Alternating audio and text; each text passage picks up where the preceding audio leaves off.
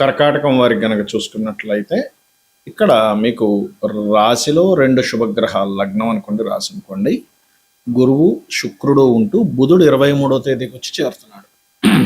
అదేవిధంగా 2వ స్థానంలో కేతు ఉన్నాడు ధనస్థానంలో, అష్టమంలో రాహువు, 12వ భాగ్యస్థానంలో శని యొక్క సంచారం జరుగుతుంది. దశమంలో ఉండేటువంటి కుజుడు 21వ తేదీ నుంచి లాభంలోకి వస్తున్నాడు. అలాగే మీకు ఈ 16వ తేదీ అమావాస్య తర్వాత రోజు వస్తుంది కాబట్టి ఈ 16వ తేదీ ఒకటి మరియు 27, 28 తేదీలు కొన్ని విషయాల్లో మీరు జాగ్రత్తగా ఉండాలి. అయితే ఈ యొక్క విషయాలు చెప్తుంది నేనైనప్పటికీ చెప్పిస్తుంది సాక్షాత్ లలిత అమ్మవారిగా భావిస్తూ ఆ లలితాంబిక అమ్మవారి యొక్క అనుగ్రహం మీకు పరిపూర్ణంగా కలగాలని మనస్ఫూర్తిగా కోరుకుంటూ, ఇక్కడ ఎప్పుడైతే 2 గ్రహాలు ఉండి మరో మూడో గ్రహం వస్తుందో, ఇది ప్రధానంగా మీకు గురువు సంతానానికి కారకుడు, శుక్రుడు కూడా సుఖానికి కారకుడు కాబట్టి కొంతవరకు ఓవర్ వర్క్ ఉన్నప్పటికీ కూడా సంతాన యోగము, వివాహ యోగము, మరియు అదేవిధంగా కొన్ని పెద్ద మొత్తంలో ఆగిపోయినటువంటి ధనం కానీ, లేకపోతే బ్యాక్లాగ్స్ ఏవైతే మీకు మిగిలిపోయాయో ఉన్నత విద్యా సంబంధించినటువంటి విషయంలో అవి కొంత క్లియర్ అవ్వడం జరుగుతూ ఉంటుంది. అయితే మీకు ధనస్థానంలో కేతు ఉన్నాడు కాబట్టి, అది కూడా సూర్యుడి యొక్క రాశిలో ఉన్నందుకు గణపతి యొక్క ఆరాధన, సూర్య నమస్కారాలు ఎక్కువగా చేయండి. దాని ద్వారా మీకు ఫైనాన్షియల్గా చాలా బాగుంటుంది. గృహము, వాహనము, ఏదైనా కొత్త కోర్సెస్ చేయడానికి చాలా అనుకూలమైనటువంటి గ్రహస్థితి ఉంది మీకు. అయితే మీరు ఎట్టి పరిస్థితుల్లో 16వ తేదీ మాత్రం ఇన్వెస్ట్మెంట్లు చేయకండి. అదేవిధంగా 27, 28 తేదీలు షేర్ మార్కెట్ విషయంలోని కొత్తగా ఎవరైనా ఫ్రెండ్స్ కొత్తగా మనకి చూడండి, ఇవాళ రేపు ఫేస్బుక్లోని, ట్విట్టర్స్లోని, రకరకాల ఇన్స్టాస్లోని పరిచయాలు అవుతూ ఉంటాయి. కొత్త ఫ్రెండ్స్ పరిచయం అవుతుంది. 27, 28 తేదీల్లో పరిచయం అయ్యేటువంటి స్నేహితుల మూలంగా, ప్రేమ వ్యవహారాల మూలంగా మీకు ఇబ్బంది వస్తుంది. 27, 28 తేదీలు నిర్ణయాలు తీసుకునేటప్పుడు చాలా జాగ్రత్తగా ఉండండి. స్నేహితుల విషయంలోని, ప్రేమ వ్యవహారాల విషయంలోని, ఈ షేర్ మార్కెట్ విషయంలోని, నిర్ణయాల విషయాల్లో, ఈ 4 విషయాల్లో చాలా కేర్గా ఉండాలి. తొందరపడి నిర్ణయాలు తీసుకోకూడదు. 27 and 28 పెట్టుకోండి. అలాగే అష్టమంలో రాహు ఉన్నందుకు కాస్త శనివారాలు వాహనం మీద వెళ్ళేటప్పుడు కొంచెం జాగ్రత్తగా వెళ్ళండి.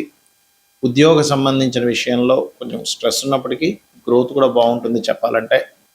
ఇక మీరు నిత్యము చేయవలసినటువంటి దేవత ఆరాధన ఏమిటి అని చెప్పి చూసుకున్నట్లయితే, మీరు సుబ్రహ్మణ్యేశ్వర స్వామి యొక్క ఆరాధన చేయండి. అన్ని విధాలా మీకు బాగుంటుంది. గోచార ఫలితాలు ఒక ఎత్తు అయితే, మీకు ఎప్పుడైనా గుర్తుపెట్టుకోండి, మీ జన్మజాతకంలో అసలు ఏ కాంబినేషన్స్ ఉన్నాయని చూసుకోవాలి. అంటే ఎంతసేపు మనం జనాలకి బేసిక్కే అలవాటు అయిపోవడం వల్ల ఏలినాటి శని ఉందా లేదా ఇదే బేసిక్గా చూసుకుంటుంటారు. ఏలినాటి శని ఉందా, అర్ధాష్టమ శని ఉందా, అష్టమ శని ఉందా. రెండవది ఏమిటి అంటే, వీటితో పాటు కాలసర్పయోగం ఏమైనా ఉందా, సర్పదోషాలు ఏమైనా ఉన్నాయా, మాతృదోషాలు ఉన్నాయా, పితృదోషాలు, ఇవి చూసుకుంటారు. ఇవి నేను తప్పు అనట్లేదు.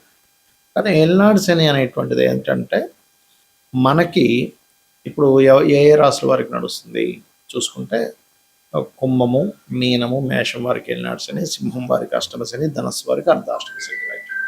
శని ఎప్పుడు కూడా ఏం చేస్తాడు అంటే, మీకు ఒకటే గుర్తుపెట్టుకోండి, మీకు శని అనేటువంటిది కొంత ఆలస్యం అవుతున్న కొత్త విషయాలు నేర్పిస్తాడు, ఒక శ్రమనిస్తాడు. ఇప్పుడు ఎలా అయితే ఒక రాజు తను రాజ్యాన్ని వెళ్ళాలంటే ముందు యుద్ధం చేయాలి, యుద్ధం చేస్తేనే రాజ్యం వస్తుంది. అలాగే ఒక మనిషికి కొన్ని విషయాలు ఒక స్టేజ్కి వెళ్ళాలంటే కొన్ని విషయాలు అనుభవంలోకి రావాలి, అనుభవాలను ఇస్తాడు. అంతేగాని ఇంకా ఏమీ అన్నీ పోతాయి, అన్నీ చాలా విభత్సం అయిపోద్దని అనుకోకండి దయచేసి. అనుభవాన్ని ఇస్తాడు, దాని మీద యాక్సెప్ట్ చేయగలగాలి. అదేవిధంగా కాలసర్ప దోషం అనేటువంటి జన్మజాతకానికి అప్లై చేయకూడదని శాస్త్రంలో ఉంది, కాలానికి సంబంధించిన విషయంలో. ఎందుకంటే నేను గతంలో చాలాసార్లు చెప్పాను, 170, 180 మంది ప్రెసిడెంట్లకు ఉంది కాలసర్ప దోషం, మెగాస్టార్ చిరంజీవికి ఉంది, చాలామందికి ఉందని చెప్పాను, పెద్ద వాళ్ళకి, మల్టీమిలియనర్కి. మరి వాళ్ళందరూ ఎలా అయ్యారు? మరి కాలసర్ప దోషం ఉంటే ఎందుకు పనికి రాకుండా పోవాలి కదా అనే విషయాన్ని గుర్తుపెట్టుకోండి. ఇక జనరల్ సర్పదోషాలు మీరు కాళహస్తికి వెళ్ళడమో లేకపోతే రావి చెట్టు ప్రదక్షిణం చేసుకోవడం వల్ల పోతుంది. అదేవిధంగా మాతృదోషం, పితృదోషం, పూర్వజన్మల్లో మనం చేసినటువంటి కొన్ని దోషాలు ఉంటాయి. అంటే తల్లిని సరిగ్గా చూసుకోకపోవడం వల్ల మాతృదోషము, పితృదోషం అనేటువంటిది పితృదేవతలు సరిగ్గా చేయకపోవడం వల్ల, సంతానాన్ని సరిగ్గా చూసుకోకపోవడం వల్ల, తండ్రికి ఇవ్వాల్సిన గౌరవం ఇవ్వకపోవడం వల్ల, ఇట్లాంటి వాటి వల్ల జరుగుతుంది. ఇలా చాలా ఉన్నాయి. స్త్రీ దోషం ఉంటుంది శుక్రుడు పాడైతే. అయితే ఇక్కడ ఏంటంటే ఏ గ్రహం పాడవడం వల్ల, ఏ కాంబినేషన్ వల్ల వచ్చిందంటే శుక్రుడు పాడయ్యాడు, స్త్రీ దోషం. ఏమి కంగారు పడద్దు, చక్కగా సాటి స్త్రీలని, అది స్త్రీ అయినా పురుషులైనా గౌరవించడం నేర్చుకోండి. వాళ్ళ పట్ల మరలా అవహేళనగా ఉండడం, వాళ్ళని ఏడిపించడం, వాళ్ళు ఏడిచేలా మీ వల్ల వాళ్ళు ఏడవడం చేస్తే మళ్ళీ ఆ స్త్రీ దోషం ఇంకా పెరుగుతుంది. మాతృదోషం ఉంది, ఇంకా మీ తల్లిగారు ఇంకా ఎక్కువ బాధపడుతున్నారు మీ వల్ల ఈ జన్మలో కూడా. అది ఇంకా ఇంకా కొన్ని వందల జన్మలకి కంటిన్యూ అవుతుంది. పితృదోషం కూడా అంతే. పితృదేవతలకి గతంలో తెలియక చేయలేదు, అది పితృదోషంగా వచ్చింది. అప్పుడు ఆ పితృదోష సంబంధించినటువంటి స్వయం పాకం ఇవ్వడము, లేకపోతే ఏదైనా గయా లాంటి ప్రదేశాలు వెళ్ళి అక్కడ పితృతర్పణాలు చేయడం, లేకపోతే నిత్య పితృతర్పణాలు చేయడం, లేదా అమావాస్య నాడు పితృదేవతల కోసం వదలడం చేయాలి. అంతేగాని ఏదో అయిపోతుందని కాదు. ఇక్కడ ఏంటంటే మీకు లగ్నం నుంచి 12 భావాలు అనేటువంటివి ఉంటాయి. లగ్నం ఏమిటి, లగ్నం యొక్క స్థితి ఏమిటి, మీ యొక్క ఎదుగుదల, మీ లైఫ్లో ఎందుకు ఎప్పుడు అప్ అండ్ డౌన్స్ వస్తాయని చెప్తుంది. ధనాధిపతి చూడాలంటే సెకండ్ హౌస్, అంటే మీకు ధనము ఏ రూపంలో, ఏ మార్గంలో ఎప్పుడు ఎక్కువగా వస్తుంది, ఏ మార్గంలో ఎప్పుడు పోయే ఛాన్సెస్ ఉన్నాయి, ఎప్పుడు జాగ్రత్తగా ఉండాలి ధనం విషయంలో అనేటువంటి చూపిస్తుంది. అదేవిధంగా 3వ భావంలోకి వెళ్తే సిబ్లింగ్స్, మీ యొక్క ప్రయత్నాలు ఇవన్నీ ఉంటాయి. అంటే సిబ్లింగ్స్తో మీకు ఉండే రిలేషన్ ఏంటి. కొంతమంది బాధపడుతుంటారు, ఏమిటంటే మా సొంత అన్నయ్య ఇలా చేశాడు, మా తమ్ముడు ఇలా చేశాడు, మా అక్క ఇలా చేసింది, మా చెల్లి ఇలా చేసింది అంటారు. అది పూర్వజన్మల్లో ఉన్నటువంటి కొన్ని కర్మలు వెంటాడుతూ ఉంటాయి ఆ రూపంలో వచ్చి. మన కర్మలన్నీ కూడా మన తల్లిదండ్రులు, పిల్లలు, అన్నదమ్ములు, అక్క చెల్లెళ్ళు, స్నేహితులు, దాయాదులు వీళ్ళ రూపంలోనే వస్తారు, గుర్తుపెట్టుకోండి. ఇవి ఎక్కడి నుంచి తప్పించుకోలేరు. ఇంకా తప్పించుకుందామని ప్రయత్నం చేసినప్పుడు రోగ రూపంలో వస్తుంది కర్మ.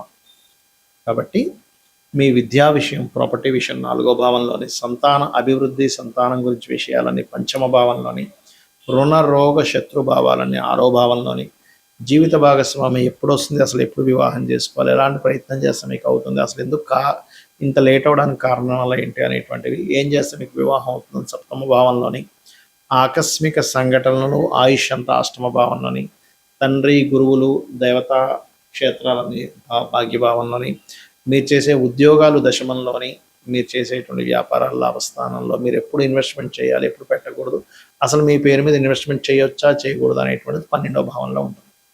ఇలా 12 హౌజెస్ ఉంటాయి ఆస్ట్రాలజీలో. ఈ 12 భావాల్లో ఏ గ్రహం ఉంది, ఆ గ్రహ అధిపతి పరిస్థితి ఏమిటి, పిఏసి అంటారు, అంటే ప్లేస్మెంట్, ఆస్పెక్ట్ అండ్ కంజంక్షన్. అంటే ఏ గ్రహం ఎక్కడుంది, ఏ గ్రహంతో చూడబడుతుంది, ఏ గ్రహంతో కలిసి ఉంది, దాని వలన ఆ యొక్క గ్రహం యొక్క బలాబలాల్లో మార్పులు వస్తాయి. అంటే చిన్న ఎగ్జాంపుల్ చెప్తా చూడండి. ఇప్పుడు ఒక మనిషి ఉన్నాడు, అతను చిన్నప్పటి నుంచి అతని ఫ్రెండ్ సర్కిల్ కానీ అతనికి చెప్పే వాళ్ళు ఎవరూ సరిగ్గా లేక చదువుకోలేదు అనుకున్నాం, కాసేపు సరిగ్గా చదవలేదు. చదవకపోవడమే కాకుండా అతను తెలివితేటలు కూడా బిల్డప్ చేసుకోలేకపోయాడు. అంటే కొంతమంది ఎవరితో అయితే కలవకూడదు వాళ్ళతో వెళ్ళి ఫ్రెండ్షిప్ చేశాడు, దాని తర్వాత అనవసరమైన వ్యసనాలకు గురయ్యాడు, దాని తర్వాత అనారోగ్యంతో ఇబ్బంది పడ్డాడు, ఎక్కువ వ్యసనాల వల్ల. రైట్.